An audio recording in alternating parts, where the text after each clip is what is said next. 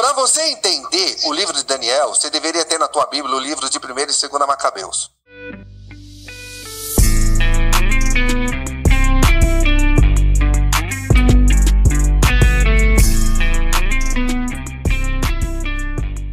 Viu, Paulo? A ideia de Messias que ele está trazendo, que não tem nenhuma citação a não ser depois do segundo tempo.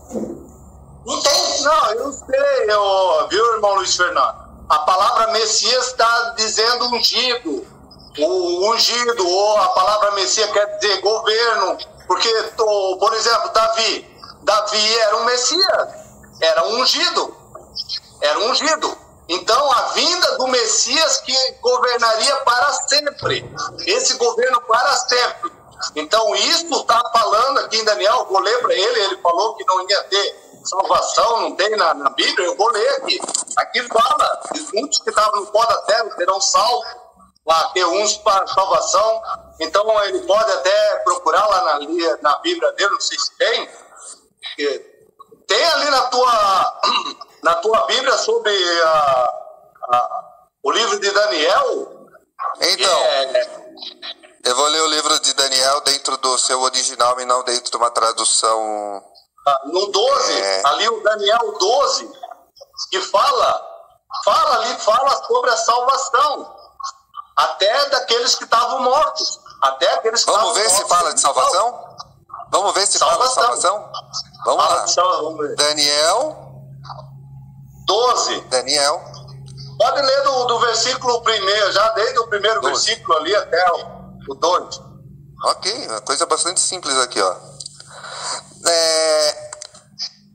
Uvaet, Hari e Amot, Michael.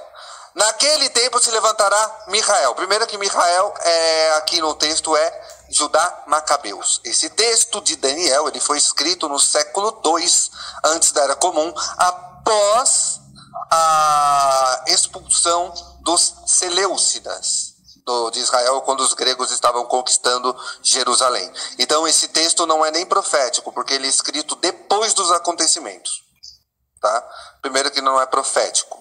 Então, Michael, citado no texto aqui, é um acrônimo que significa quem é como ele, quem é como Elohim. Por que tem esse acrônimo, quem é como ele? Para mostrar que a libertação do povo de Israel da mão dos gregos não foi feito por Judá Macabeus, mas por Deus. Por isso ele não identifica um nome, simplesmente para tirar alguma divinização em cima de Judá Macabeus por ter libertado o povo de Israel da mão dos Seleucidas. Continuando, o grande, ou seja, Hassar Hagadol, o grande líder, tá? E Judá Macabeus foi um grande líder. Continuando aqui, que levanta os seus filhos e o povo, e haverá o tempo de angústia, no qual nunca houve, desde que houve a nação até aquele tempo. Mas daquele tempo livrar-se-á o povo e todo aquele que se acha escrito no livro da Torá. Ou seja, ele vai livrar o povo, haverá um livramento dos Seleucidas. Para você entender o livro de Daniel, você deveria ter na tua Bíblia o livro de 1ª e 2ª Macabeus. Para você entender o livro de Daniel, você deveria ter na tua Bíblia o livro de 1ª e 2ª Macabeus. Muitos dos... Aqui. Essa é a frase. Verrabim Amishnei Ademat Yafar Yakitsu. E muito dos que dormem no pó da terra. Tá? Yakitsu. Tá? Eler Alechaye Olam. Então, muitos dos que dormem no céu muitos dos que dormem no pó da terra acordarão. Dormir no pó da terra, no termo aqui, não significa que eles estão mortos. O texto aqui está se referindo, se o texto dentro do seu contexto está se referindo ao povo de Israel que havia sacrificado porcos e outras coisas no templo de Deus no período de Antíoco Epifânio, então eles estavam como dormentes, tá? Eles estavam não estavam enxergando a realidade, eles não conseguiam ver a realidade do que estava acontecendo com eles quando eles estavam sendo dominados pelos romanos. Então esse é o texto dentro do seu contexto histórico. Então eles estavam como quem dorme, como quem não percebe o que está acontecendo, como quem está viajando. E o texto continua. Acordarão, yakitsu, abrirão os olhos, eles vão despertar, eles serão despertos. Opa, aconteceu algo aqui. Nós temos que expulsar os gregos de Jerusalém. Aí ele coloca, ons, tá? Le-raye, muitos viverão, olam. Ou seja, esses que são levantados, olam, eles são levantados para uma plenitude espiritual. Tá? Então eles são levantados por le-raye, uma vida plena. O texto não está falando que serão levantados para uma vida eterna, como está na Bíblia de vocês. Porque a palavra aqui, le-raye, olam, significa uma vida plena. Porque eles não estavam tendo uma vida plena, eles estavam sob o domínio dos gregos. Aí continua, vai ler aleharafot aliderom olam, outros para a vergonha e o desprezo contínuo. O que acontece? No período dos Macabeus, o povo de Israel, muitos do povo de Israel, como você pode ver no livro de 1 Macabeus, ou 1º ou 2 Macabeus, capítulo 1, vai dizendo ali que o povo aceitou as ordens de Antíoco e começaram a quebrar as leis de Deus e também sacrificaram porcos no altar. Este povo, quando Judá, Macabeus e Matatias se levantam para expulsar os gregos de Jerusalém, muitos judeus, eles negam, eles fogem, eles não apoiam Judá Macabeus. Eles apoiam o helenismo de Antíoco. Por causa disso, após a vitória dos Macabeus sobre os Antíocos, Seleuco surge. Seleuco, então, tenta fazer uma aliança com o povo de Israel, que não dura muito tempo. Nessa, novamente, os Macabeus se levantam para expulsar Seleuco de Israel. Então, vem o povo que sacrificou porcos no altar, eles vêm lá e querem fazer o retorno para Jerusalém. O retorno para a terra de Israel. Então, os fariseus chegam para esse povo e dizem, não, na terra vocês não entram, porque vocês foram contra a lei de Deus, sacrificaram porcos do altar, por causa de vocês a imagem de Deus foi colocada no lugar santíssimo, então aqui vocês não pisam. Esse grupo de judeus arrependidos pelo que tinham feito, quebrando os mandamentos de Deus, eles montam uma comunidade lá em Alexandria, no Egito. Eles descem para o Egito e ali montam uma comunidade que mais tarde é chamado de judaísmo helenista. Tá? Que era considerado uma heresia judaica pelos fariseus por misturar judaísmo com filosofia grega. Então esse texto de Daniel, que foi escrito no século II antes da Era Comum, ele está citando a história dos Macabeus.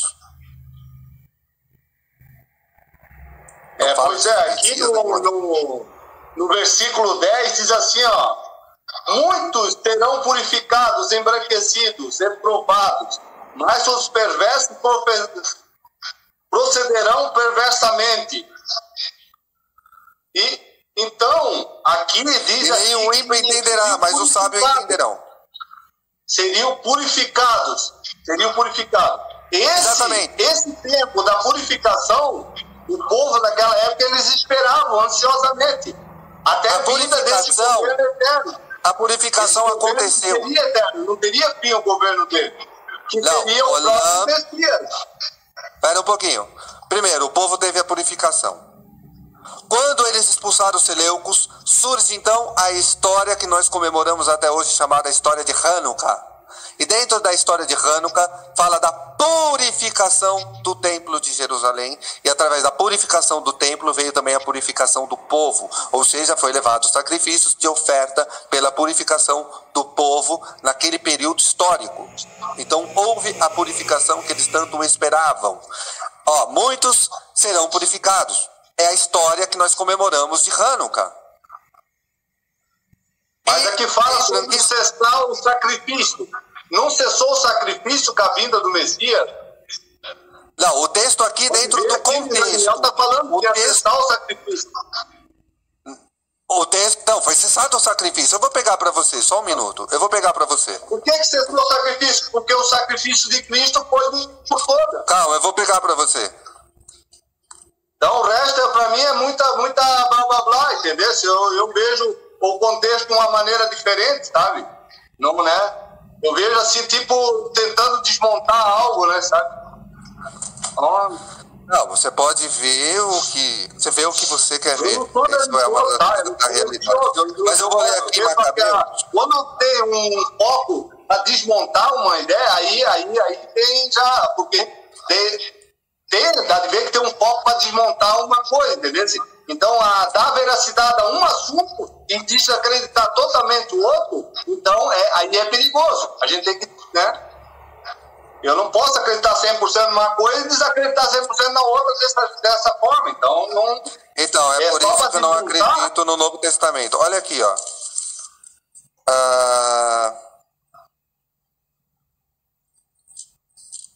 Primeira Macabeus. O problema é que vocês não têm esse livro na Bíblia de vocês, ó. Livro de Macabeus. Infelizmente, a falta desse livro leva a esse tipo de interpretação fora de texto, fora do contexto. Ronaldo. Oi. E a gente recai naquele mesmo erro, né? Da gente tentar interpretar um livro que é seu. Mas vamos lá, porque tudo, tem que ter fonte. Então eu estou trazendo a fonte aqui do texto. Ou seja, aqui, ó, Primeira Macabeus, no versículo 11, assim, diz, ó. No 11 diz assim: depois do tempo em que o sacrifício diário for tirado. Então, foi tirado esse sacrifício diário, né? Agora eu vou te ler o sacrifício tirado. Eu posso ler? Eu vou ler para você o sacrifício sendo tirado. Então o rei Antíoco publicou para todo o reino um edito, prescrevendo que todos os povos formassem um único povo, católico. Olha a ideia. Único povo, um povo universal. Que abandonasse as leis particulares. Todos os gentios se conformaram com essa ordem do rei. Muitos de Israel adotaram a sua religião e sacrificaram aos ídolos, violando o Shabat. Não é isso que está escrito em Daniel? Ou seja, aqueles que acordariam para a vergonha eterna, ou a vergonha contínua. Por intermédio do mensageiro, o rei enviou a Jerusalém, a cidade de Judá, carta prescrevendo que aceitasse os costumes de outros povos da terra. Ou seja, esses judeus deveriam praticar e seguir os costumes dos povos da terra. Suspender os holocaustos. Suspender os sacrifícios contínuos. Está escrito aqui no livro de Macabeus. Caramba, não foi Jesus? Suspender os holocaustos. Suspender os sacrifícios contínuos. Está escrito aqui no livro de Macabeus. Suspender os sacrifícios contínuos. Está escrito aqui no livro de Macabeus. Caramba, não foi Jesus? Caramba, não foi Jesus? Caramba, não foi Jesus?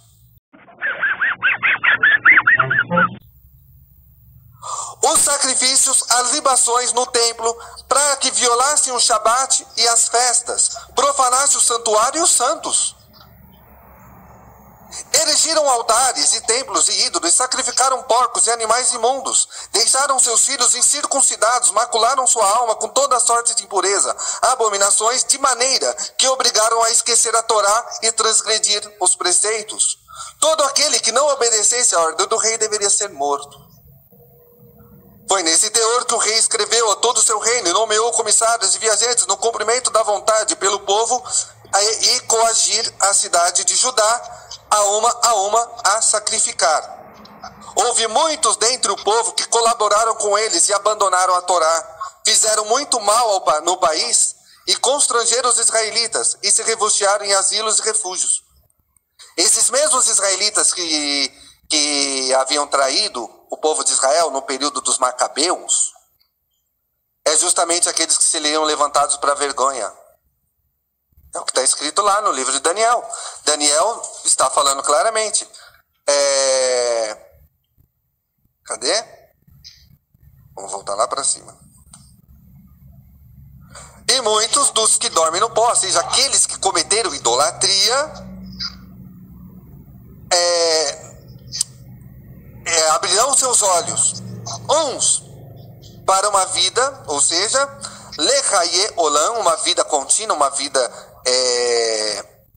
de e outros para vergonha e desprezo contínuo. O texto de Daniel 12:2 é uma citação de 1 Macabeus 41 até o versículo 52. A falta do livro de Macabeus na Bíblia dos evangélicos dá esse tipo de interpretação errada. Vamos ver, essa Bíblia que eu estou aqui na mão é a Bíblia de Ave Maria, né? Mas eu acho que aqui não vai trazer uma nota de rodapé explicando. Aqui, ó.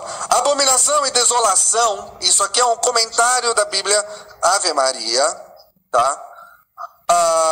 Sobre esse versículo que eu li do livro de Macabeus, ele diz o seguinte: abominação e desolação, expressão tirada do livro de Daniel 12:11.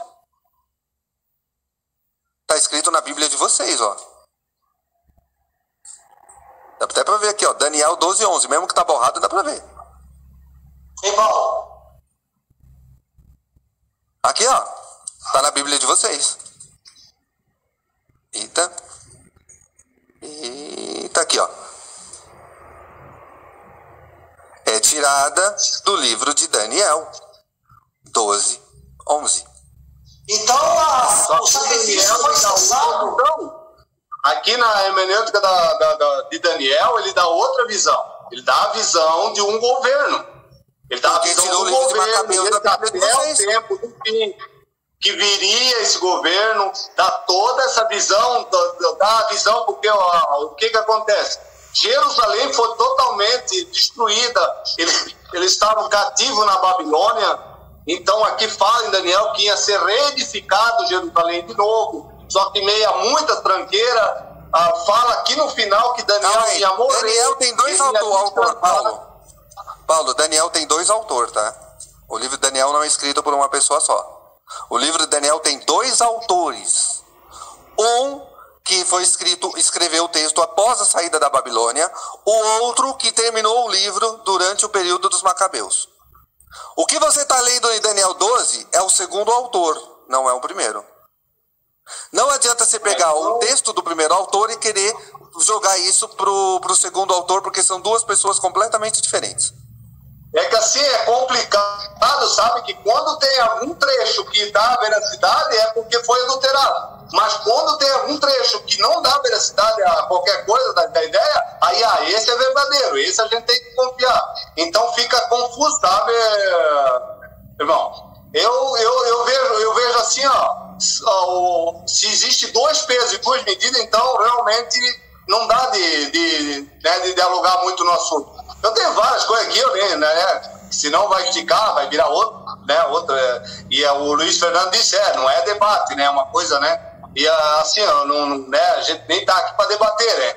Só que assim, eu coloco que quando coloca uma coisa que dá sentido aqui, não, isso aí porque teve algum autor que, né? Então, essa história. Aí quando tem outra parte, então agora tem que buscar o livro da Paulo para dar.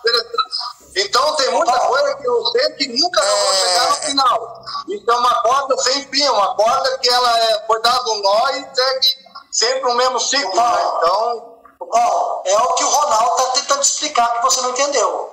A gente não entende isso que é falado, porque a gente acha, por exemplo, que o livro de Daniel é um cara que está escrevendo. É isso que não é o seu pensamento. Daniel nem profeta era. Tá entendendo? Aí, detalhe, você não consegue entender essa profecia porque tiraram, nos concílios, livros que era canonizado, que explicava a pausa do sacrifício. Então, é como se você recortasse a história, tirasse fora. Aí como que você vai pular a história? Então Daniel não teve essas visões aí de Daniel, isso é tudo invenção. Isso tudo é um conto. Deixa eu ler aqui para você. Ó. Não, então, Deixa eu ler aqui, Paulo.